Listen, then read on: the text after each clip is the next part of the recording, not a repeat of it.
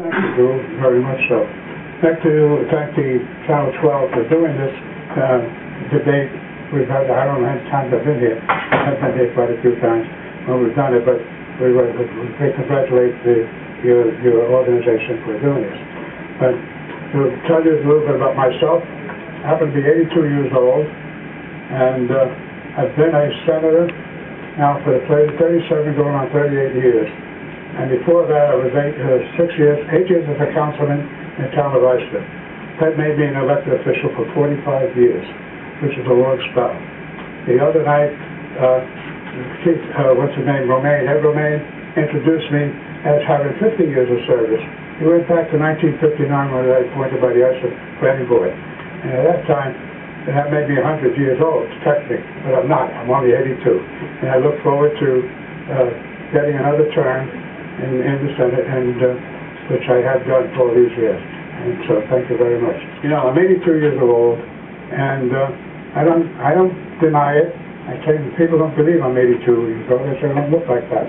But at the same token, you know, being 82 years old, that doesn't mean we have to have the change. I have the experience. The work that we're able to do all these years has been very successful, and so my whole plan of the whole thing has been the fact that I can cut taxes, I can do what the people want, and the fact that, you know, I'm just at that age, that could be, you know, they're talking about change all over. We are making change ourselves. The Senate Republicans have done an awful lot to make a lot of change in many areas of government. Well, I've done a lot for the people of my district, a tremendous amount. I've brought a lot of money to the district, a lot of money that has really, you can't even go into the numbers that have been coming out. All the not-for-profit organizations are getting money from me. They're all backing and supporting me because they know that's what will happen. God forbid he should win the Senate seat and the Democrats take over the majority of the Senate.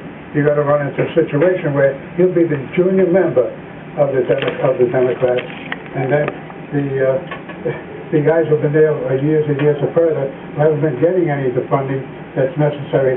He's going to be the bottom of the list. You know, I know the system. It's been there a long time, and seniority has a lot to do with what you get and what you're able to give away. And it's not really giving away; it's really helping communities.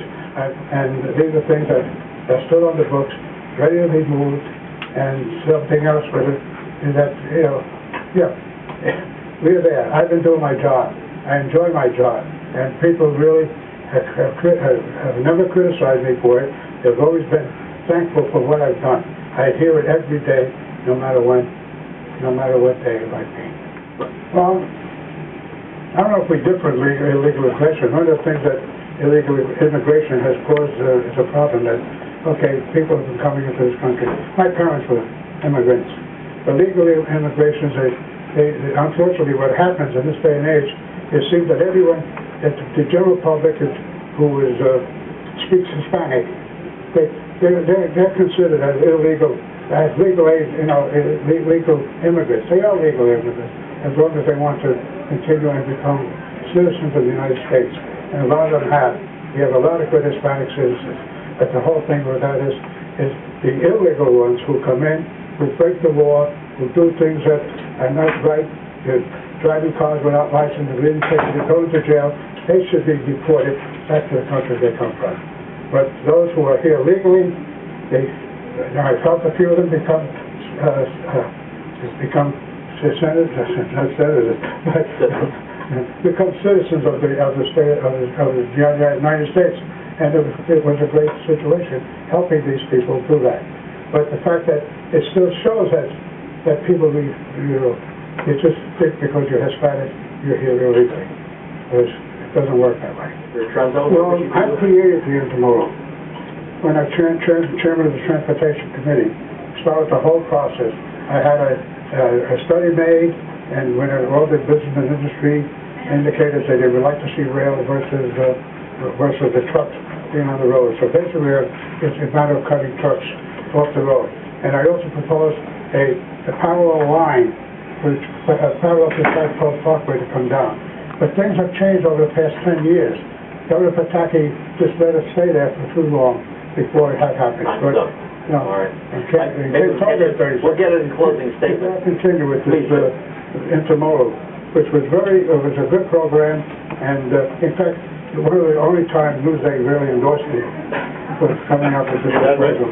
And but when it's happened, taxes are very important, but they are putting us into a position of we have to cut taxes. We've cut over, since 1999, 1994, rather, at $164 billion in tax cuts. Our current legislative party in Albany. So we've done well. Okay. And so we didn't raise any taxes. I'm talking about 1989. Since 1989. Well, since 1989. Now it must be before 1989 because that's where the problem lies. We have cut taxes since 1994 completely by $164 millions of dollars, as I've indicated before. So it becomes a question here. I need to go back when I first was elected, back to 1973, and the tax. Well, that's probably what happened, and looking back at the future, at the past. Well, the past is gone, and it's been a long time, and we have to be... I'm pretty sure it was from 89